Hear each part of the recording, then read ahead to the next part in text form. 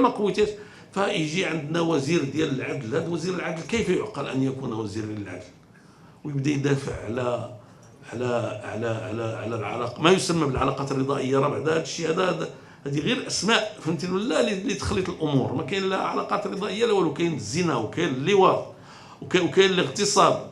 هذا الشيء اللي كاين، وكاين الفساد. هذا ماشي وزير عدل، هذا وزير فساد.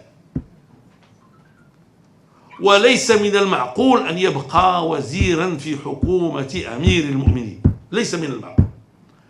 ويعني هذا الشيء هذا كيفاش غنديروا نواجهوه؟ بطبيعة الحال كيمكننا نواجهوه في المواقع، يمكننا نواجهوه بالصحافة، يمكننا نواجهوه، ولكن الإخوان الكرام البرلمان هو البرلمان.